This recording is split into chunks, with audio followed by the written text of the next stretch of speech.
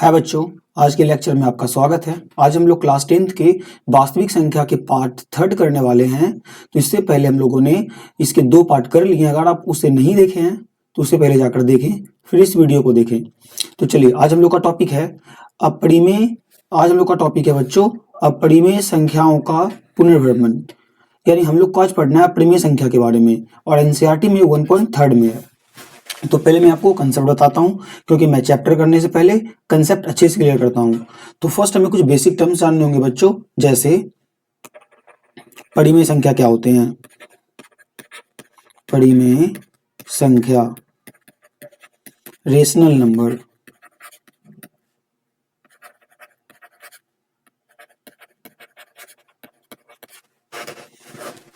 अगर हम लोग रेशनल नंबर की बात करें तो इसमें हम लोग बोलेंगे बच्चों, इसमें 3 पॉइंट आपको ध्यान रखनी है। पहला, वैसी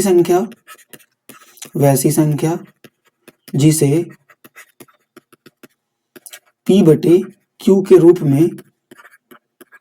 में व्यक्त किया जा सकता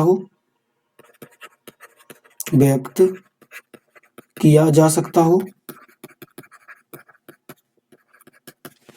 दूसरा पॉइंट आपको ध्यान रखना है, Q is not equal to 0, मतलब नीचे 0 नहीं होना चाहिए। क्यों?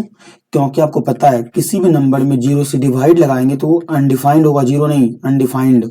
जब अनडिफाइंड हो जाएगा तो फिर वो परिमेय संख्या रहेगा ही नहीं। इसलिए मैंने कहा नीचे 0 नहीं होना चाहिए। आपको याद रखना है, किसी भी नंबर में 0 से डिवाइड करेंगे तो वो क्या होगा, अनडिफाइंड, और 0 में किसी नंबर से करेंगे तब वो 0 होगा। 2 पॉइंट देख लो ध्यान से। किसी संख्या में 0 से भाग लगाएंगे तो वो अनडिफाइंड होगा, 0 में कोई संख्या से भाग लगाएंगे तब वो 0 होगा। तीसरा पॉइंट समझते हैं हम लोग, P तथा Q पूर्णांक हो। तो आपको परिमेय संख्या में 3 पॉइंट याद रखना है। पहला, वैसी संख्या से P बटे Q के रूप में व्यक्त किया सकता हो। दूसरा point, Q is not equal to 0, P तथा Q पूर्णांक हो। आपको 3 पॉइंट बोलना है, P बाय Q में हो, Q is not equal to 0 और P तथा Q पूर्णांक हो। तो अब हम लोग और भी समझ लेते हैं अपरिमेय संख्या के बारे में।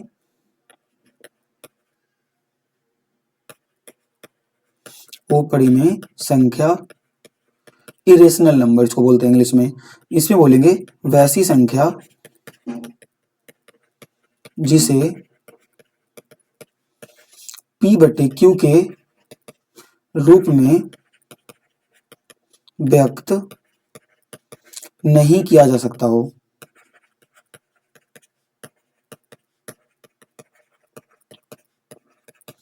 जिसे P बटे Q के रूप में व्यक्त नहीं किया जा सकता बच्चों, उसे हम लोग कहते हैं अपरिमेय संख्या। जैसे √2, क्योंकि √2 को अगर हम लिखेंगे ना तो 1.414 डॉट डॉट आते जाएगा।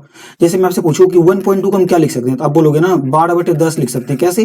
क्योंकि ये पॉइंट पीछे से एक अंक के बाद है तो नीचे एक 0। जैसे और मैं आपको पूछूं 2.32 बताओ, तो बोलोगे 232/100। कैसे? क्योंकि ये पॉइंट 2 अंक के बाद है।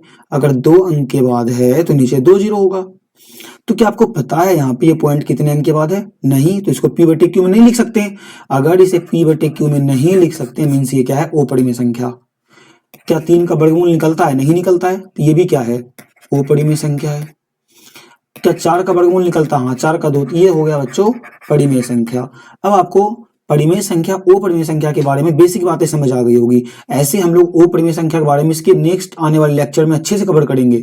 तो चलिए हम लोग इस पे कुछ क्वेश्चन करते हैं। आपको बस परिमेय संख्या ध्यान में रखनी है बच्चों। तो हम लोग का इस पे बेस्ड एनसीईआरटी के 1.3 है। तो एनसीईआरटी के 1.3 में 3 क्वेश्चंस हैं, ये तीनों कवर हो जाएंगे। पहले मैं आपको कुछ एग्जांपल्स करवाता हूं, ध्यान समझिएगा। तो पहले हम लोग कुछ अच्छे क्वेश्चंस करते हैं। फर्स्ट क्वेश्चन है बच्चों हम लोग का कि आपको सिद्ध करना है, सिद्ध करें कि 2 + √3 एक अपरिमेय संख्या है। आप बस ध्यान से देखते जाओ, आपके मैथ काफी स्ट्रांग हो जाएंगे। सिद्ध करें कि 2 + √3 एक अपरिमेय संख्या। हमें सिद्ध करके बताना है कि 2 + √3 क्या है, अपरिमेय संख्या है। सबसे पहले बच्चों हम लोग इसे परिमेय मान लेंगे।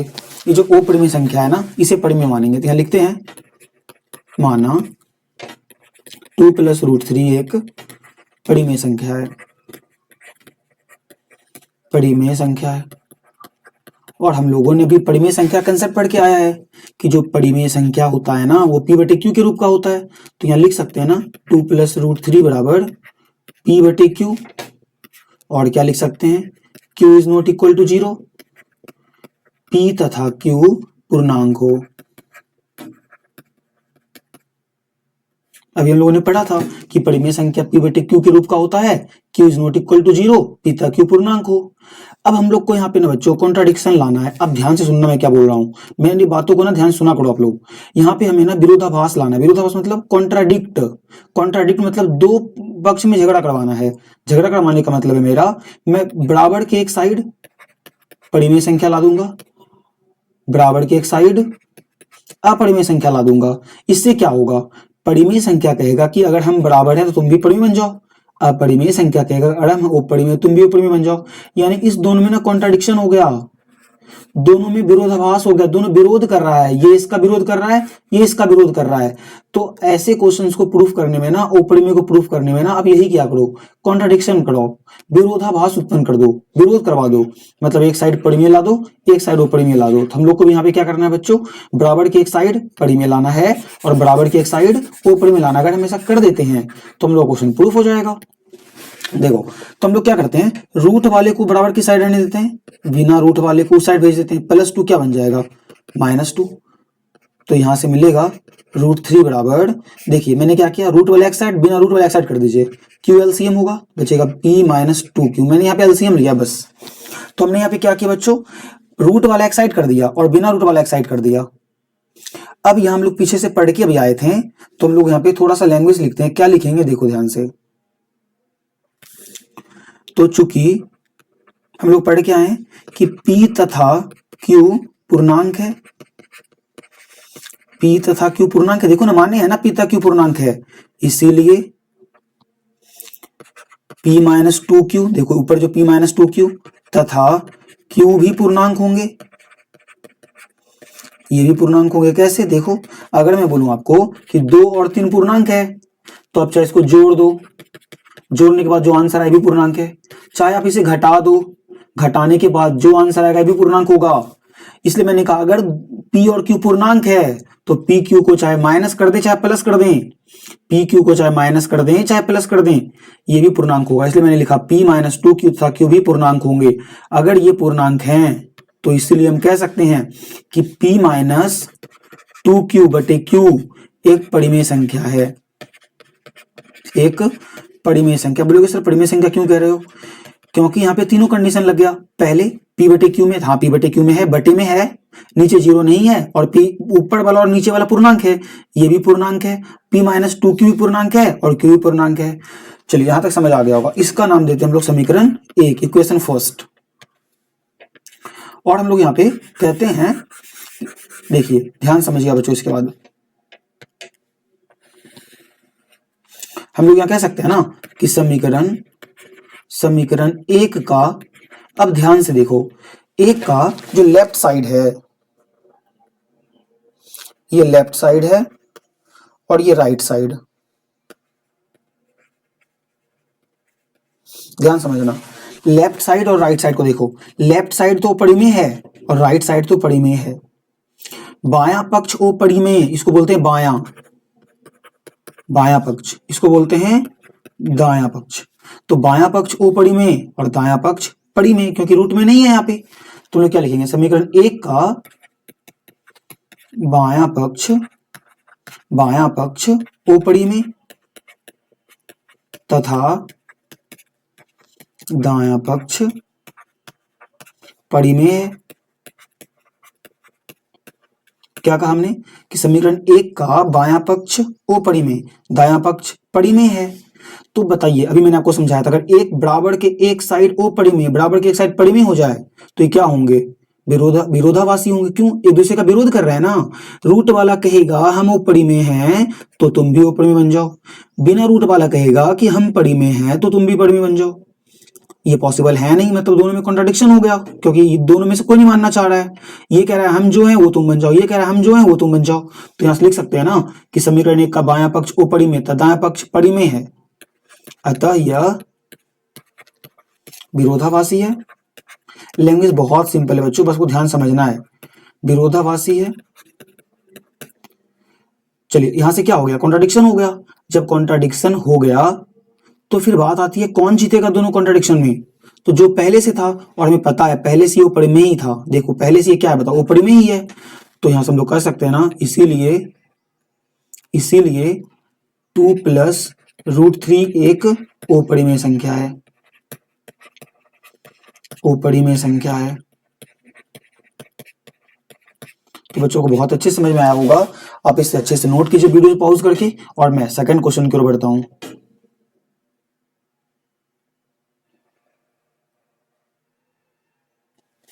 देखिए सेकंड क्वेश्चन, सेकंड क्वेश्चन है बच्चों हम लोग का। चलिए सेकंड क्वेश्चन में एनसीईआरटी का ही सॉल्व करवाता हूं।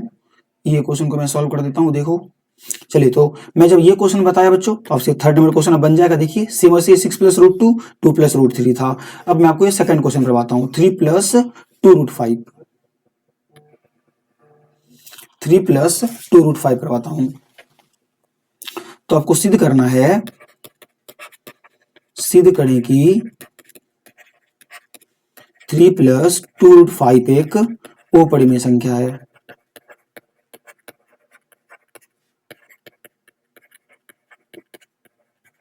ये आपको सिद्ध करना है कि 3+2√5 एक अपरिमेय संख्या है। तो फिर से हम लोग ही लिखेंगे बच्चों, माना 3+2√5 एक परिमेय संख्या है, परिमेय संख्या है। अगर 3+2√5 एक परिमेय संख्या है तो इसको लिख सकते हैं ना कि 3√5 बराबर P/Q, Q is not equal to 0, P तथा Q पूर्णांक हो,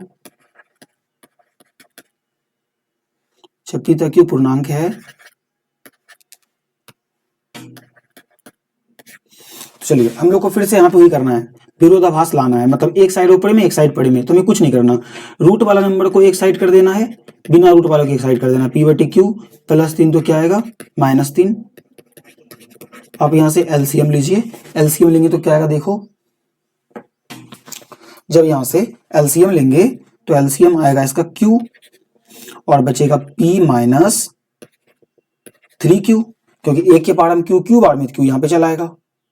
तो हम लोग यहाँ पे 2 को नीचे करते हैं बच्चों, 2 को नीचे कर दो, क्योंकि आपको सिंपल एक ही चीज ध्यान रखना है, रूट वाला एक साइड होना चाहिए और बिना रूट वाला एक साइड। हाँ देखिए अब बन गया ना, देखिए ये बन गया ओपड़ी में, ये बन गया पड़ी में। तो इसे कह दीजिए समीकरण 1। जहां पे पूरा अलग हो जाए उसे हम लोग को नाम देना है इक्वेशन फर्स्ट, समीकरण 1।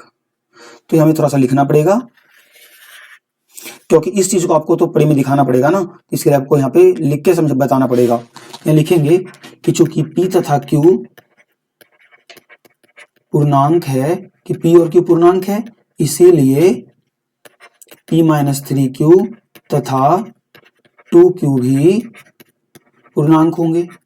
अभी मैंने लाइन आपको समझाया था कि पूर्णांक को जोड़ दें घटा दें तो पूर्णांक ही रहता है, इसीलिए। और ये बटे में भी है और ऊपर वाला और नीचे वाला पूर्णांक भी है, तो P-3Q बटे 2Q एक परिमेय संख्या है।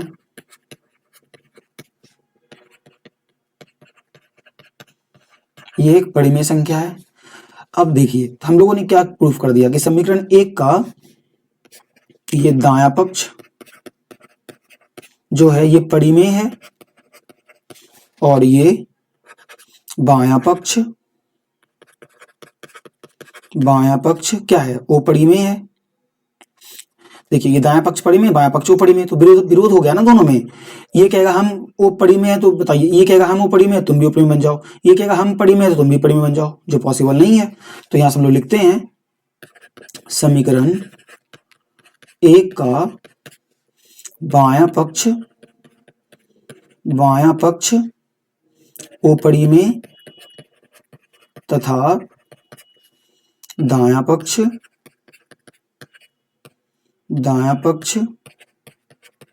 परिमेय है, अतः यह विरोधाभासी है, अतः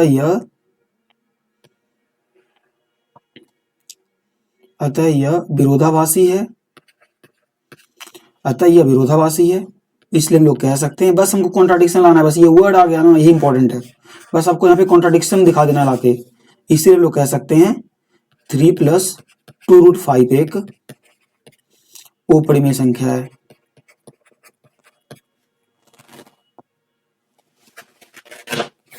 अपरिमेय संख्या है। तो बच्चों ये क्वेश्चन आपको अच्छे समझ में आ गया होगा, आप एक बार अच्छे से नोट कर लो या स्क्रीनशॉट कर लो और अपनी कॉपी में लिख लो।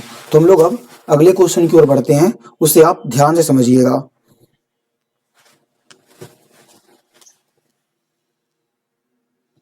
तो बच्चों हम लोग का अगला क्वेश्चन आता है, इसी में से कोई क्वेश्चन लेते हैं बच्चों। तो ये क्वेश्चन आपसे बन जाएगा, ये क्वेश्चन बन जाएगा। अब हम लोग बच्चों इस क्वेश्चन को देखते हैं, 7√5।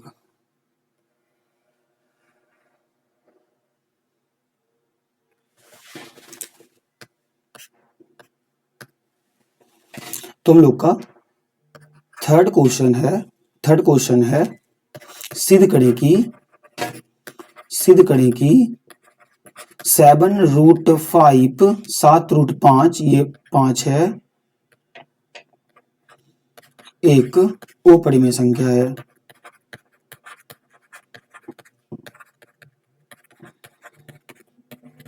हमें सिद्ध करना है कि 7√5 एक अपरिमेय संख्या है।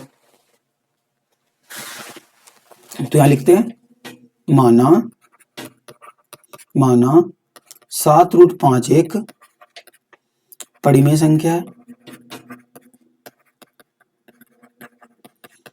अगर 7√5 एक परिमेय संख्या है तो हम लोग यहां से लिख सकते हैं 7√5 बराबर P/Q, P/Q, Q is not equal to 0, P तथा Q पूर्णांक है।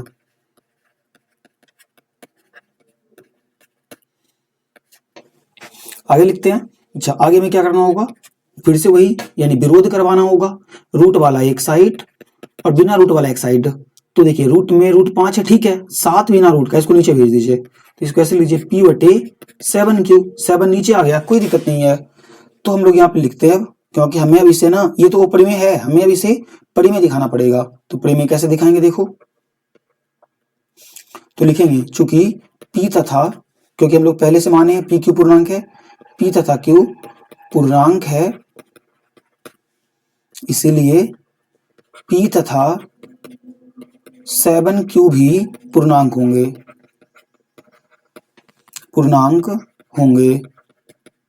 हमने क्या दिखाया कि PQ जो था वो पहले से पूर्णांक ही था, और पूर्णांक में कुछ गुना कर दे, मान लीजिए 2 पूर्णांक है, मैं बोलूँ ना पूर्णांक कुछ गुना कीजिए तो 7 गुना कर दीजिए, 7 दूनी 14, 14 भी तो पूर्णांक ही है ना।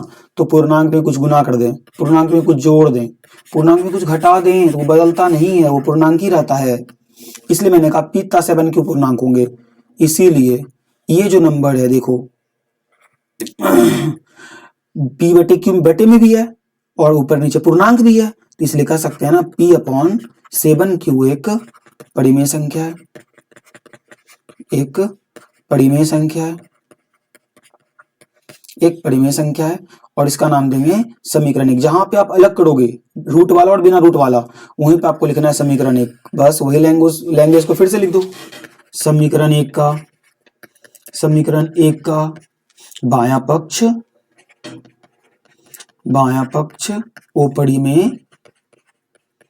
अपरिमेय तथा दायां पक्ष परिमेय है, अतः यह विरोधाभासी है। बस यही वर्ड आपको लाना है, विरोधाभासी। इसीलिए कह सकते हैं 7√5 एक अपरिमेय संख्या है।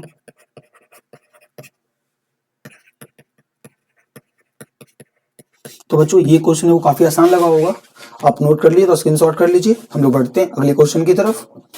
बस नोट्स आपको अच्छे से बनाना है बच्चों, नोट्स नहीं बनाओगे तो समझ नहीं आएंगे आपको। नोट्स अगर आप प्रॉपर बनाते हो तो आपको बहुत अच्छे समझ में आएंगे चैप्टर। तो चलिए और भी क्वेश्चन देखते हैं चैप्टर में ही। तो हम लोगों ने ये भी क्वेश्चन कंप्लीट कर लिया, ये भी क्वेश्चन, और एक अब बचता हम लोग का √5। तो चलिए इस क्वेश्चन को भी लोग सॉल्व कर लेते हैं। अच्छा इससे पहले मैं एक और क्वेश्चन आपको बताता हूँ, जो इस बार बिहार बोर्ड में ना थोड़ा अलग करके पूछा गया था, वो क्वेश्चन मैं आपको समझाता हूँ। देखिए इस बार ना भी यार ये क्वेश्चन पूछा गया था इस तरह से। तुम लोग का 4 नंबर क्वेश्चन है, चलो नंबर जो भी आप सही कर लीजिएगा। सिद्ध करें कि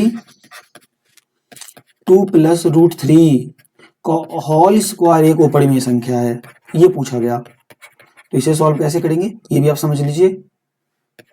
मैं आपको सब टाइप करके क्वेश्चन बताते जा रहा हूं ताकि आपको कोई भी दिक्कत ना, आप कोई बुक से बनाओ, सब बुक आपसे बनेंगे। तो सबसे पहले बच्चों ना हमें इसको सॉल्व करना होगा। तो आप बताओ 2 प्लस रूट 3 का होल स्क्वायर किसके बराबर होगा? ए प्लस बी का whole square, A square plus B square plus 2ab। तो 2 से रूट तो कट जाएगा, तो बचेगा 2 का स्क्वायर 4 प्लस 3 प्लस 4 रूट 3, यानी कितना जाएगा 7 प्लस 4 रूट 3। अच्छा हमें प्रूफ करने ये दिया गया था, इसी के बराबर ये है ना, तो हम लोग किसे प्रूफ कर देते हैं? 7 प्लस 4 रूट 3 को प्रूफ कर देते हैं। तो यहाँ लिखते हैं माना 7 प्लस 4 रूट 3 एक, अरे हमें क्वेश्चन ये मिला बच्चों, तो इसके जगह पे हम चाहे तो ये भी लिख सकते हैं ना, तो इसलिए मैंने लिखा माना 7 प्लस 4 रूट 3 एक परिमेय संख्या है। अगर 7 प्लस 4 रूट 3 एक परिमेय संख्या है तो ये किसके रूप का होगा? तो आप बोलोगे 7 प्लस 4 रूट 3 बराबर लिख सकते हैं P अपॉन Q, और Q is not equal to 0, P तथा Q पूर्णांक है। अब हम लोग अगले लाइन की ओर बढ़ते बच्चों। अगले स्टेप क्या होगा? तो आपको पता ही है क्या करते हैं, रूट वाला एक साइड और बिना रूट वाला एक साइड, तो वही कर दो। 4 रूट 3 बराबर P by Q minus 7, LCM लो। तो 4 रूट 3 बराबर एलसीएम आएगा Q, Q कैंसिल होगा, बचेगा P, और यहाँ आएगा 7Q। 4 को भी नीचे भेजना पड़ेगा अभी हमें, क्योंकि पूरा रूट वाला एक साइड अब बिना रूट वाला एक side, P minus 7Q bye 4Q आएगा। तुम लोग यहाँ कह सकते हैं ना, देखो चूंकि P तथा Q पूर्णांक है, अगर P तथा Q पूर्णांक है इसीलिए P माइनस 7Q तथा 4Q भी पूर्णांक होंगे, इसीलिए P minus 7Q bye 4Q एक परिमेय संख्या है। हमने यहां से दिखा दिया कि ये जो है परिमेय संख्या है। P माइनस 7Q बटे सॉरी, इसको समीकरण नहीं मानना है हमें, समीकरण एक तो लास्ट वाले को मानना है, इसे समीकरण एक मानना है। तो हम लोग यहाँ सब लैंग्वेज लिखते हैं। समीकरण एक का बायां पक्ष अपरिमेय तथा दायां पक्ष परिमेय है, अतः यह विरोधाभासी है।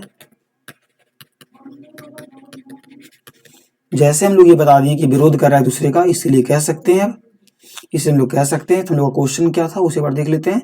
क्वेश्चन है 7 प्लस 4 रूट 3, तो हम लोग कह सकते हैं 7 प्लस 4 रूट 3, या ये किसके हेल्प से आया था? देखो ना, 2 प्लस रूट 3 का होल स्क्वायर से आया था, या 2 प्लस रूट 3 का होल स्क्वायर एक अपरिमेय संख्या है, अपरिमेय संख्या है। तो बच्चों ये भी क्वेश्चन काफी इजी था, ये भी आपको बहुत अच्छे समझ में आया होगा। आपको नोट करना नोट कर लो, या तो आप स्क्रीनशॉट कर लो, मैं इसको स्क्रीन पे ला देता हूं। तो बच्चों हम लोग अब अगले क्वेश्चन की ओर बढ़ते हैं। तो हम लोग का अगला क्वेश्चन क्या, देखो पहले हम लोग यहाँ पे आ जाते हैं क्वेश्चंस पे। तो हम लोग करते हैं बच्चों ये फर्स्ट क्वेश्चन, सिद्ध करना है हमें कि रूट 5 एक अपरिमेय संख्या है। सबसे इंपॉर्टेंट क्वेश्चन, और ये एग्जाम में आते हैं 5 मार्क्स में, तो आपको ध्यान से समझना है इस क्वेश्चन को।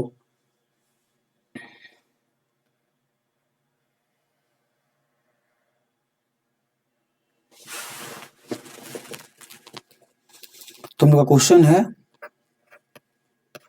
सिद्ध करें कि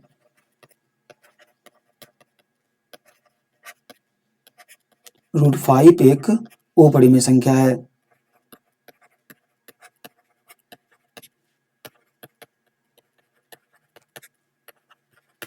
हमें सिद्ध करके बताना है कि √5 एक अपरिमेय संख्या है। तो वही लिखेंगे हम लोग फिर से जो लैंग्वेज लिखते हैं, माना √5 एक परिमेय संख्या है। √5 एक परिमेय संख्या है। अगर √5 एक परिमेय संख्या है तो √5 बराबर लिख सकते हैं P/Q। Q is not equal to 0। P तथा Q पूर्णांक है। P तथा Q पूर्णांक है। यहाँ पे एक और वर्ड लिखना पड़ेगा बच्चों, यहाँ पे एक और वर्ड लिखना पड़ेगा, ध्यान से समझिएगा, ये थोड़ा सा अलग है, ध्यान से समझिएगा। देखिए अभी तक के क्वेश्चन में क्या था, जैसे 2 + √3 था तो हम लोग सिंपल 2 अलग कर दिए थे, √3 अलग कर दिए थे तो बन गया था। अब यहाँ पे सिर्फ √5, यहाँ पे कैसे आप अलग करोगे बताओ, कैसे कॉन्ट्राडिक्शन दिखाओगे? अब तो यहाँ पे कॉन्ट्राडिक्शन दिखाने के लिए ना अलग मेथड लगाना पड़ेगा, उससे आपको ध्यान से समझना पड़ेगा। चलिए तो समझिए ध्यान से। अब इससे पहले क्वेश्चन है इजी थे तो आराम से हम लोगों ने प्रूफ कर लिया, ये भी इजी है, बस आप ध्यान सुन लो मेरे बात को। यहाँ पे हम लिखते हैं P तथा Q में, मैं समझाता हूँ क्या लिख रहा हूँ, P तथा Q में एक के अलावा कोई उभयनिष्ठ गुणनखंड, मैं भी सब लाइन आपको समझाऊंगा, ध्यान सुनो बस। कोई उभयनिष्ठ गुणनखंड हो तो वे विभाजित किए जा सकते हैं। अभी मैंने क्या लिखा मैं समझाता हूँ। अब देखो मैंने बोला ना कि P और Q में कुछ कॉमन तो कट जाएगा, मतलब मान लीजिए एक नंबर है 6 और 8, 6/8, इसी को मान लो P/Q, तो क्या इसे 2 से नहीं कट जाएगा? 2 × 6 और 2 × 8, मतलब दोनों से क्या कॉमन था? 6 में को भी लिख सकते हैं 3 × 2, 8 को लिख सकते हैं 4 × 2, तो दोनों में 2 कॉमन था। इसी को बोलते हैं उभयनिष्ठ गुणनखंड, कॉमन फैक्टर, यही इसलिए मैंने लिखा यहाँ पे उभयनिष्ठ गुणनखंड। यानी उभयनिष्ठ गुणनखंड है तो वो कट जाएंगे, विभाजित हो जाएंगे। तो 2 जो था ये विभाजित हो गया और क्या बचा? 3/4। तो मैं यहाँ पे लिखता हूं कि P/Q का जो उभयनिष्ठ गुणनखंड था वो कट गया और आया 3/4, मतलब इसको मैंने फिर से कह दिया M/N। फिर से समझो, P/Q था 6/8, जब मैंने इसे काटा तो कट के आया 3/4 और मैंने इसका नाम रख दिया। अब इसे P/Q कैसे कहोगे आप? P तो यहाँ पे 6 के बराबर था और Q 8 के बराबर था। 8 यहाँ तो नहीं कहेंगे बच्चों, ये रेशियो में है, बट मैं समझाने के लिए कह रहा हूँ कि P 6 के बराबर है, Q 8 के बराबर है, तो यहाँ तो 3 आ गया, 6 तो है नहीं, कब इसे P कहोगे? तो इसे एक नया नाम दे दो M/N। तो मैं यहाँ लिखता हूँ √5 बराबर M/N। अब बताओ M और N में कुछ कटेगा नहीं, मतलब M N में सिर्फ एक कॉमन है दोनों में, और जहां पे एक कॉमन होता है वो होते हैं सहभाज्य संख्या, ये हम लोग कह सकते हैं अभाज्य संख्या। तो हम लोग कह सकते हैं P/Q में जो कॉमन था वो कट गया, जो बचा वो M/N बचा। M तथा N अभाज्य संख्या है। मैं यहाँ लिख देता हूं कि M जो N है वो कैसे संख्या है? अभाज्य संख्या। M तथा N अभाज्य संख्या है, और अभाज्य संख्या का HCF आपको पता है 1 होता है, मतलब कुछ कॉमन, अभाज्य संख्या में कुछ कॉमन नहीं होता, बस इतना याद रख लो, अभाज्य संख्या में कुछ कॉमन नहीं होता। मैं इसे रेज करता हूँ फिर मैं आपको आगे कंसेप्ट समझाता हूँ, बस आप ध्यान से समझो एक पॉइंट को। अगर आप बहुत अच्छे से वीडियोस को देखते हो ना तो बहुत कुछ सीख जाओगे।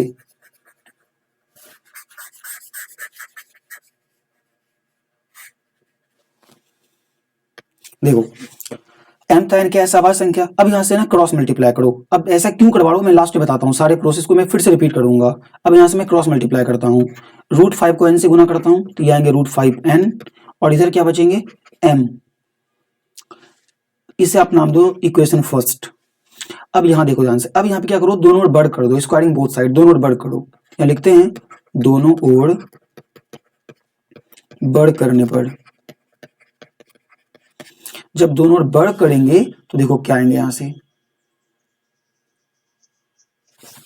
तो यहां मिलेगा हमें √5N का होल स्क्वायर बराबर M का होल स्क्वायर।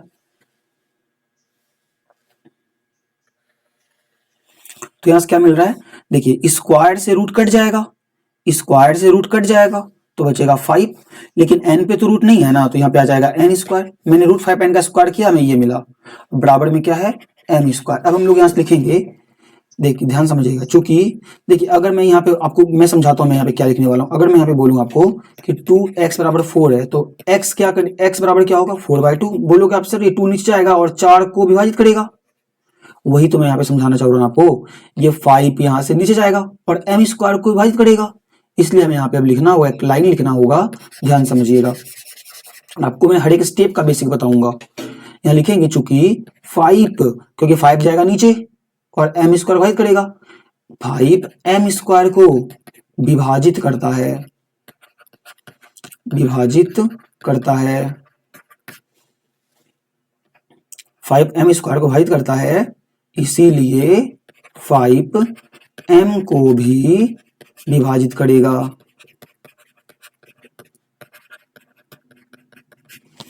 5 m स्क्वायर विभाजित करता है तो 5 m को भी विभाजित करेगा। अब बोलोगे ये क्या बताया सर आप, ये तो लाइन समझ आ गया था कि हाँ 5 नीचे गया विभाजित कर दिया। मैं आपको कह रहा हूं ना कि अगर मान लो 5 के स्क्वायर को 5 काट रहा है, बताओ 5 का स्क्वायर कितना होता है 25, 25 को 5 काट रहा है ना, विभाजित कर रहा है 5 बार में। अगर मैं यहाँ स्क्वायर हटा के पूछूं क्या बताओ, अब 5 को 5 काट रहा है, बोलोगे हाँ काट रहा है, वही तुम्हें बताया, स्क्वायर है तब भी विभाजित कर रहा है, स्क्वायर हटा दें तब भी कर रहा है। तो वही तो मैं लिखा कि 5 m स्क्वायर को विभाजित करता है तो 5 m को भी विभाजित करेगा। अगला पॉइंट समझिएगा। हाँ अब इसके बाद ध्यान समझिएगा बच्चों, यहाँ एक क्वेश्चन है काफी इंपॉर्टेंट, आपको हर एक लाइन को अच्छे समझना है ताकि आपको रटना ना पड़े इसे। तो यहाँ पे हम लोग लिखेंगे फिर से माना, अब कोई इसी की हेल्प से लिखनी है, देखिए इस लाइन की हेल्प से, और इसे हम लोग कहेंगे, इसे हम लोग कहेंगे समीकरण 2।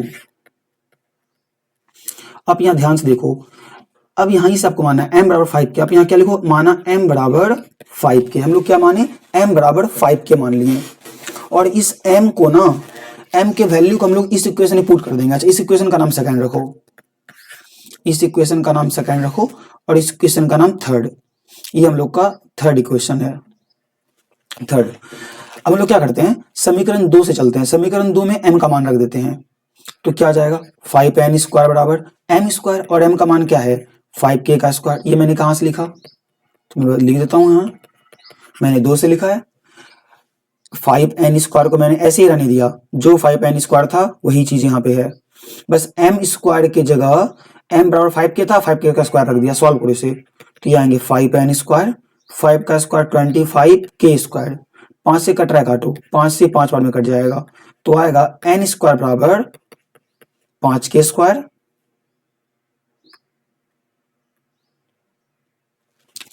अब हम लोग यहाँ ध्यान समझना है, यहाँ से एक लाइन और, तो यहाँ पे हम लोग क्या दिख रहा है कि 5 इस n स्क्वायर को विभाजित कर रहा है। देखो n बताओ ये k स्क्वायर के बराबर क्या आएगा, आप बताओ, जब खाली मैं पूछूंगा k खाली बताओ k स्क्वायर बराबर क्या आएगा, तो आप बोलोगे 5 नीचे जाएगा, तो फिर से लिखते हैं चूंकि 5 n स्क्वायर को विभाजित करता है, इसीलिए 5 n को भी विभाजित करेगा। चलिए अब हम लोग अपने मेन कंसेप्ट पे आते हैं। हम लोग को अब मैंने बताया था ना आपको, यहाँ पे विरोधाभास करेंगे। अब कैसे विरोधाभास होगा, देखो हम लोगों ने यहाँ पे क्या लिखा है m तथा n अभाज्य संख्याएं। अभाज्य संख्या का मतलब होता है कि दोनों संख्या में कुछ भी कॉमन नहीं है, लेकिन आप यहाँ पे इक्वेशन नंबर थर्ड देखो, ये इक्वेशन, और मैं जो भी इक्वेशन लाया इसका नाम 4 देता हूँ, ये क्वेश्चन चौथा है, चौथा इक्वेशन है, 4 इक्वेशन है। अब खुद देखो मैंने m n को कहा है अभाज्य संख्या, बट यहाँ पे m और n दोनों 5 से खा रहा है। देखो 5 m को विभाजित कर रहा है और ये 5 n को भी काट रहा है। दोनों इक्वेशन ध्यान से देखो, दोनों इक्वेशन काफी इंपॉर्टेंट है, यही दोनों प्रूफ करने में सबसे इंपॉर्टेंट रोल प्ले करेंगे। मैं इसको हाईलाइट भी कर दे रहा हूँ। देखो ये 5 m स्क्वायर को विभाजित करता है और यही 5 n स्क्वायर को विभाजित करता है, और हमने पहले से क्या माना था कि m n जो है, ये देखो तीसरा पॉइंट, m n अभाज्य संख्या है। चलिए अब मैं लाइन लिखता हूं, क्या लाइन है इंपॉर्टेंट, देखिएगा लिखता हूं, हमारी मान्यता, अच्छा पहले ये लिख लो समीकरण, अच्छा, किसमें समीकरण 3 और 4 में एम एन का अवयनिष्ठ गुणनखंड 5 है। लिखते हैं समीकरण 3 तथा 4 में एम तथा एन का 3 तथा 4 में एम तथा एन का, अच्छा यहाँ पे 5 लिखा गया हमसे, यहाँ पे एम होगा, एम तथा एन का उभयनिष्ठ गुणनखंड यानी कॉमन फैक्टर, उभयनिष्ठ गुणनखंड कितना है, 5 है। अब बोलोगे सर आप 5 कैसे बोल रहे हो? 5 मैं इसलिए बोल रहा हूं, मैं ये उभयनिष्ठ गुणनखंड को 5 इसलिए कर रहा हूं क्योंकि ये 5 एन को भी काट रहा है और ये 5 एम को भी काट रहा है, देखो, और ये 5 एन को भी काट रहा है, इसलिए मैंने कहा एम एन दोनों में 5 कॉमन है। तो मैंने इस लाइन को लिख दिया कि समीकरण 3 तथा 4 में एम एन का उभयनिष्ठ गुणनखंड 5 है। और हमारी मान्यता की थी, क्या थी हमारी मान्यता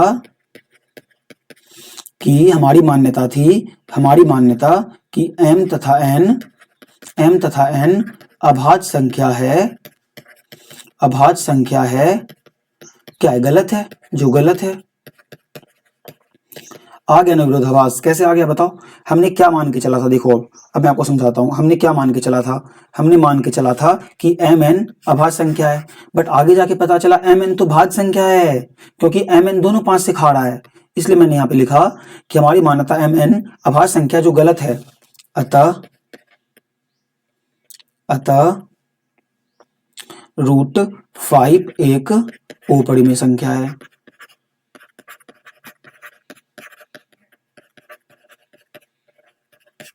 चलिए अब आप इसको स्क्रीनशॉट कर लीजिए या नोट कर लीजिए, मैं स्क्रीन पे ला दे रहा हूं। ये रहा यहाँ से क्वेश्चन, आप इतना स्क्रीनशॉट पहले कीजिए और इसे भी आप स्क्रीनशॉट कर लीजिए या नोट कर लीजिए। चलिए तो नोट कर लिए होंगे। तो बच्चों हम लोग का एनसीईआरटी का 1.3 के सारे क्वेश्चन हमने कवर कर दिया।